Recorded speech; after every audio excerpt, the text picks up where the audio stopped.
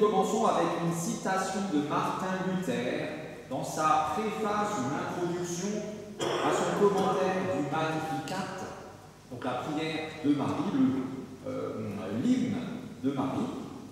Lorsque Luther dit ceci: personne ne peut bien comprendre Dieu et la parole de Dieu si cela ne lui est donné sans intermédiaire par le Saint-Esprit. On ne peut pas comprendre Dieu et sa parole si ça nous est donné directement par le Saint-Esprit. Alors aujourd'hui, nous sommes le dimanche Exaudi, ce qui signifie « Entends-moi, Seigneur ». C'est bien de vouloir être entendu par Dieu, c'est même très bien. Mais sommes-nous prêts? Sommes-nous en condition? Sommes-nous aptes à entendre ce que lui a à nous dire? Entendons-nous et nous, est-ce que nous l'entendons lui? Avec le premier chant, entrons dans la louange et invoquons l'Esprit de Dieu sur nos vies. Sollte ich meinen Gott nicht singen. Il y a 3 strophes.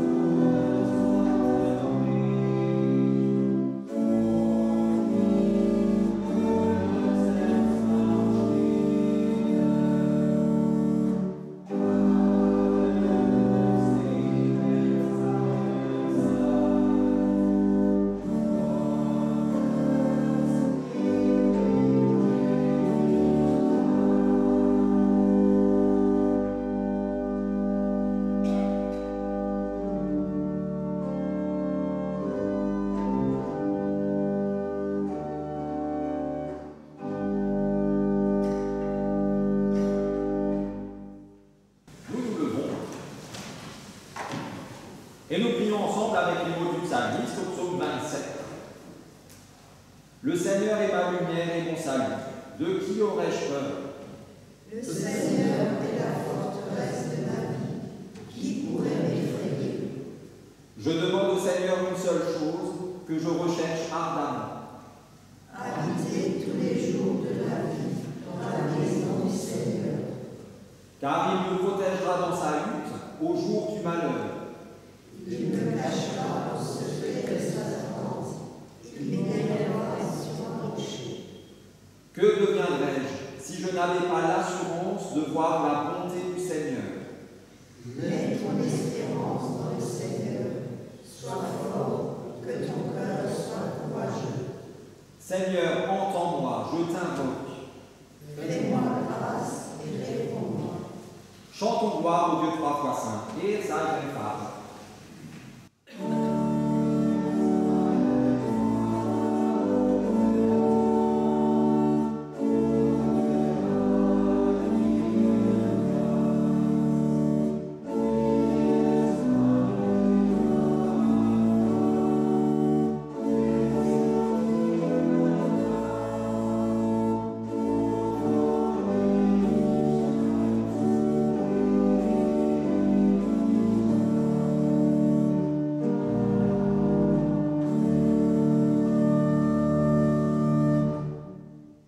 Parce que nous sommes sûrs de l'amour de Dieu, nous pouvons reconnaître devant lui ce qui nous sépare de lui.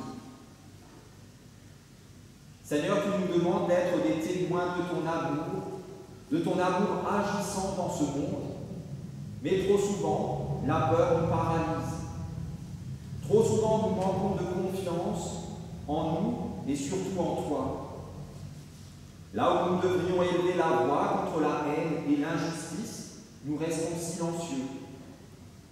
Là où nous devrions lutter contre la méfiance et l'animosité, nous baissons les yeux et les bras, et nous passons notre chemin sans rien faire. C'est pourquoi nous te prions, Seigneur, fais preuve de compassion à notre égard.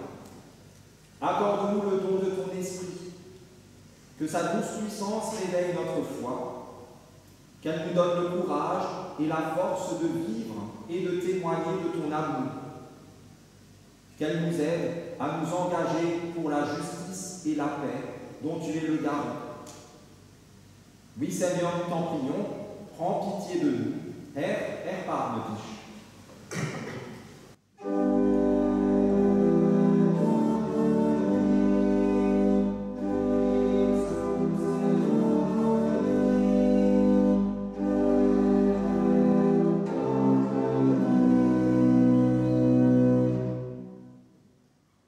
Que celui qui aime Dieu se réjouisse, car voici ce qu'il proclame à son intention par la bouche de l'apôtre Paul, qu'on entendra encore plusieurs fois aujourd'hui.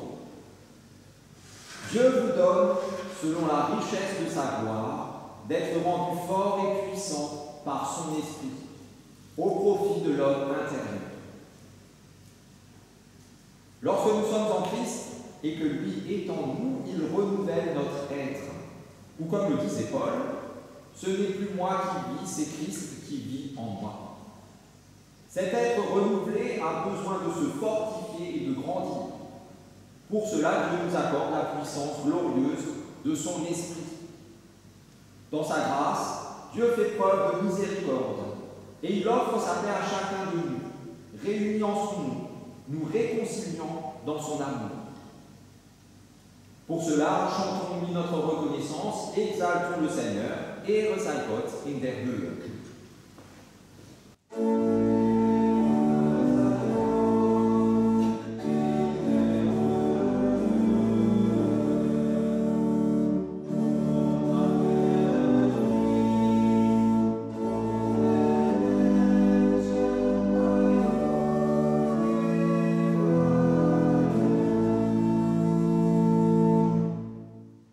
Vous pouvez reprendre place. Et avant d'entendre la première lecture pour ce matin, nous prions pour que ces paroles deviennent pour nous paroles de vie. Seigneur, conduis-nous dans le calme et la sérénité. Dans la cohue de notre quotidien, notre oreille a bien du mal à discerner ta voix. et nos cœurs à trouver la paix. Donne-nous la concentration nécessaire, donne-nous la concentration nécessaire pour que nous puissions réfléchir sur nous-mêmes, sur notre vie, sur notre foi, sur ta volonté et sur tout le bien que tu nous promets. Que ton amour nous fortifie et qu'il fasse de nous des serviteurs dignes de confiance. Sois toi-même au milieu de nous pour que nous puissions être unis à toi aujourd'hui et tous les jours à venir. Nous t'en prions par Jésus-Christ ton Fils, notre Seigneur, qui vit et qui règne avec toi, Père, et le Saint-Esprit, un seul Dieu, pour les siècles des siècles.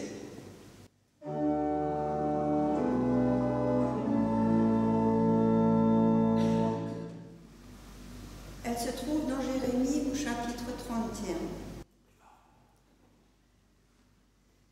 Bientôt, déclare le Seigneur, je conclurai une alliance nouvelle avec le peuple d'Israël et le peuple de Juda. Elle ne sera pas comme celle que j'avais conclue avec leurs ancêtres quand je les ai pris par la main pour les faire sortir d'Égypte. Celle-là, ils l'ont rompue, et pourtant c'est moi qui étais leur maître, dit le Seigneur. Mais voici en quoi consistera l'alliance que je conclurai avec le peuple d'Israël, déclare le Seigneur. J'inscrirai mes instructions, non plus sur les tablettes de pierre, mais dans leur conscience. Je les graverai dans leur cœur, je serai leur Dieu, et ils seront mon peuple. Aucun d'eux n'aura plus besoin de s'adresser à ses compagnons, à ses frères, pour leur enseigner à me connaître, car tous me connaîtront, déclare le Seigneur, tous, du plus petit jusqu'au plus grand. En effet, je pardonnerai leurs torts, je ne me souviendrai plus de leurs fautes.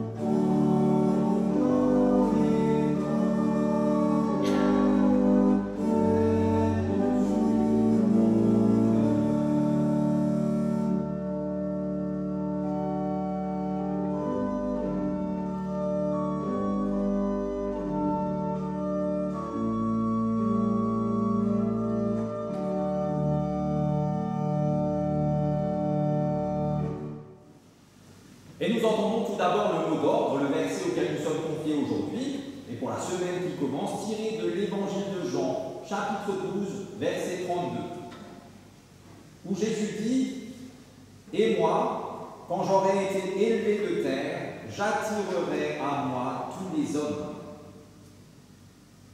Acclamons l'Évangile en chantant « Alléluia ».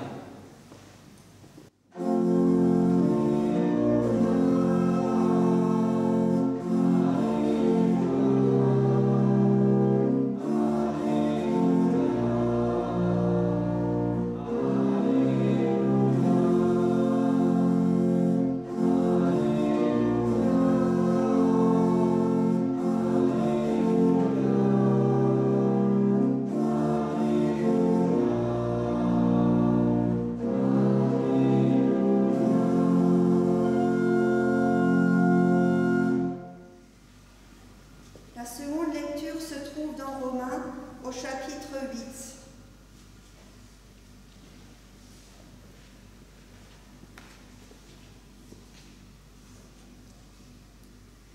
De même, l'Esprit Saint aussi nous vient en aide parce que nous sommes faibles.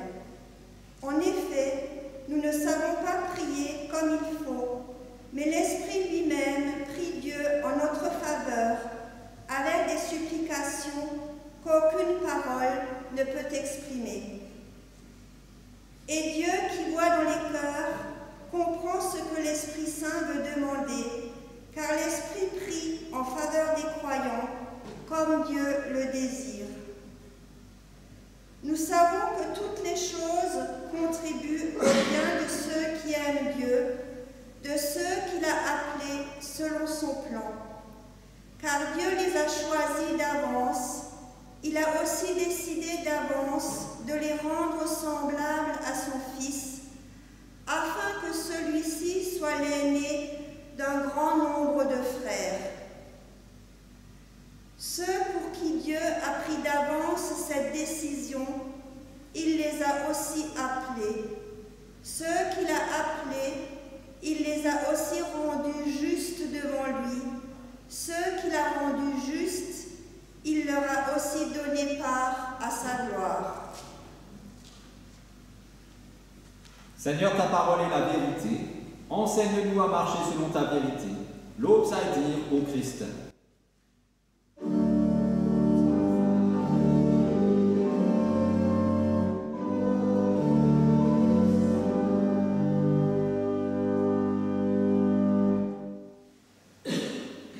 Voici la question du jour.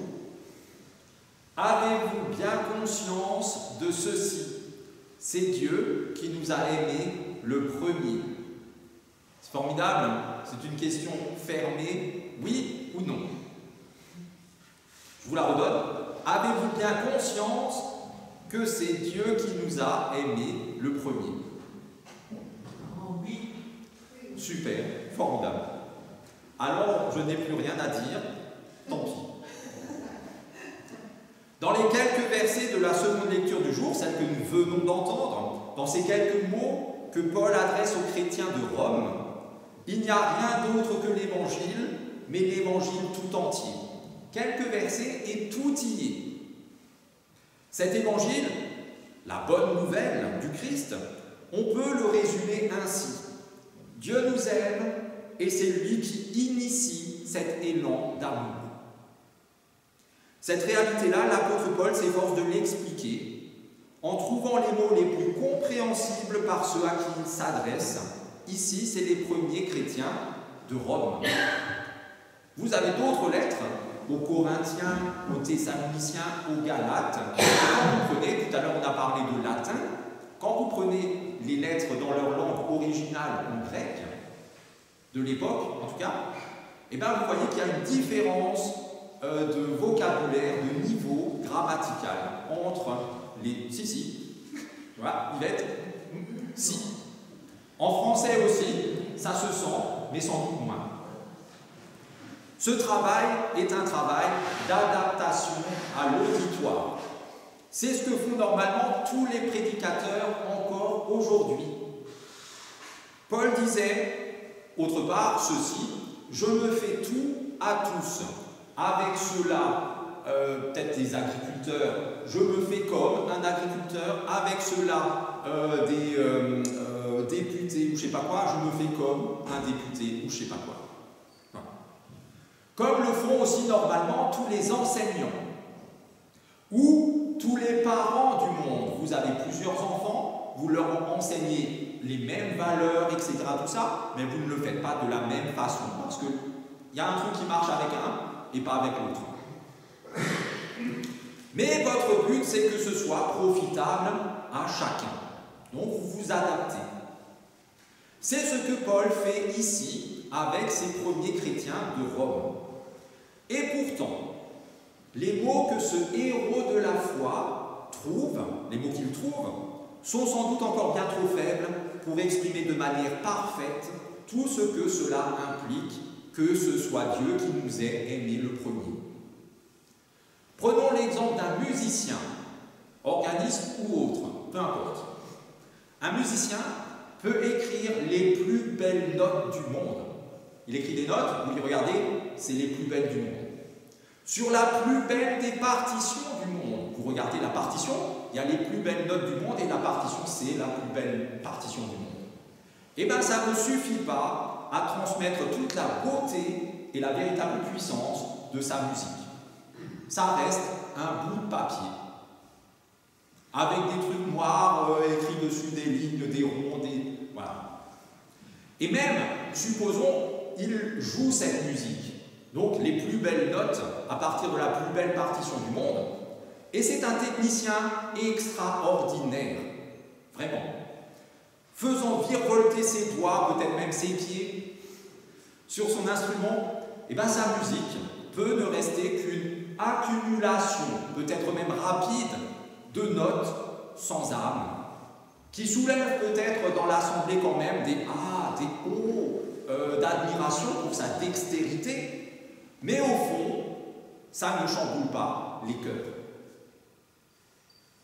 Jean-Jacques est à 200% d'accord avec moi. Pour que les cœurs soient chamboulés avec la même musique, il faut que chaque note soit jouée au moins autant avec le cœur qu'avec les doigts. Au moins. Disons même si un jour les doigts ne fonctionnent pas, le cœur, oui, ça chamboulera les cœurs. Et, deuxième chose, cette musique doit être entendue au moins autant avec le cœur qu'avec les oreilles. Émetteur, récepteur, si les deux ne sont pas sur la même fréquence, celle du cœur, eh bien on passe à côté. Et bien pour l'évangile, pour la bonne nouvelle de Christ, c'est exactement la même chose. Cet évangile reste souvent, malheureusement, lettre morte, bout de papier. Et là, nous touchons à la limite de la parole et de l'action humaine. Parce que nous essayons de traduire avec des mots humains les nôtres, et de façon à ce que les autres les comprennent, une réalité qui nous dépasse les uns et les autres. On parle de quelque chose qui est tellement plus grand que nous, tellement différent de nous, tellement incompréhensible pour chacun, et alors on essaie quand même de se l'expliquer les uns aux autres, alors qu'on ne le comprend pas forcément trop soi-même. Parce qu'en disant que Dieu nous a aimés le premier, on a tout dit de cette bonne nouvelle, et pourtant on est encore très très loin du but. Alors oui, nos oreilles ont entendu des milliers de fois cette bonne nouvelle. Mais cette bonne nouvelle est-elle inscrite? Et comme on l'a entendu dans la première lecture, gravée, enracinée, incarnée dans notre cœur. Commence-t-elle à y germer? Malgré sa simplicité, cette affirmation, c'est Dieu qui nous a aimés le premier, reste difficile à saisir. Et c'est très simple. C'est tout simplement qu'au fond de nous, quelque chose résiste. C'est une bonne nouvelle et on n'en veut pas. On résiste. Nos cœurs restent de marbre.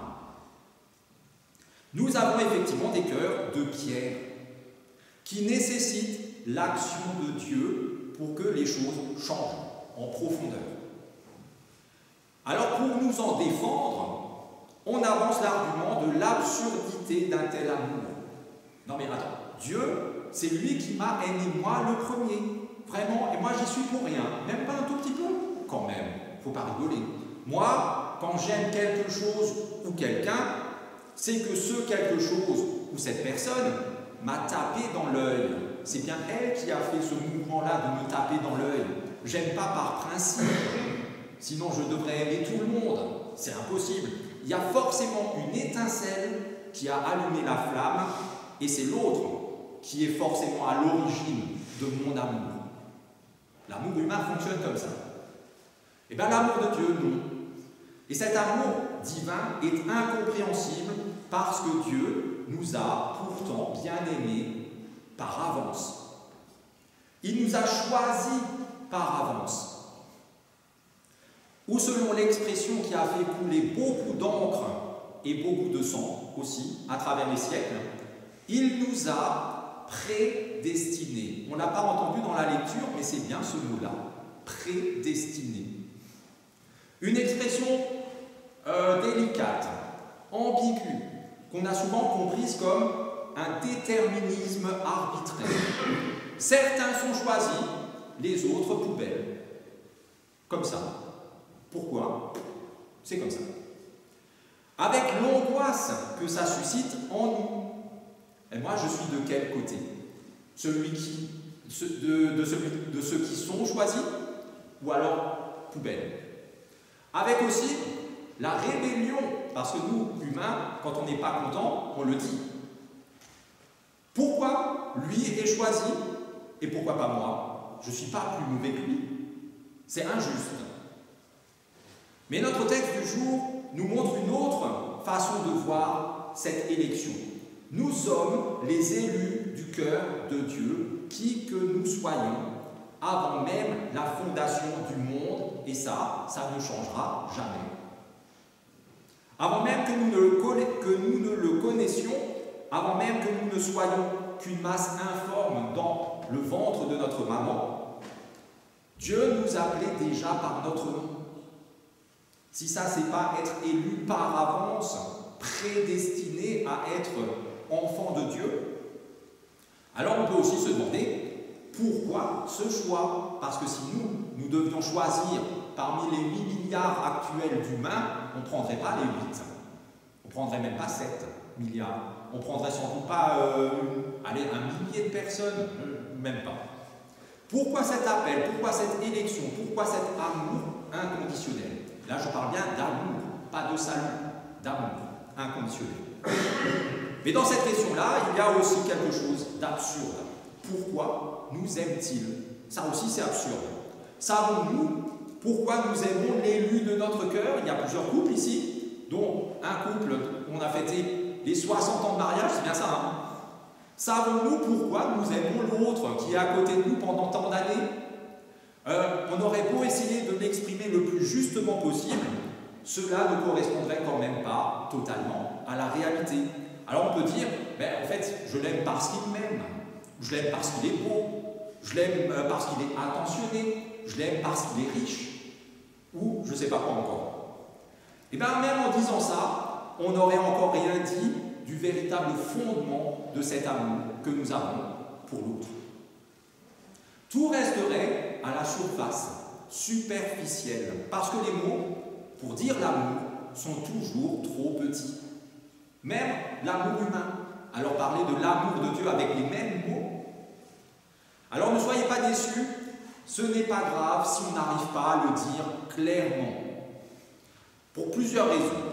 La première, un exemple, le petit enfant, le nourrisson qui vient de naître, il ne connaît aucun mot. Et il faudra encore un certain temps jusqu'à ce qu'il en comprenne un, et encore un certain temps jusqu'à ce qu'il le dise lui-même. Et pourtant, il perçoit dès le premier instant l'amour que lui portent ses parents.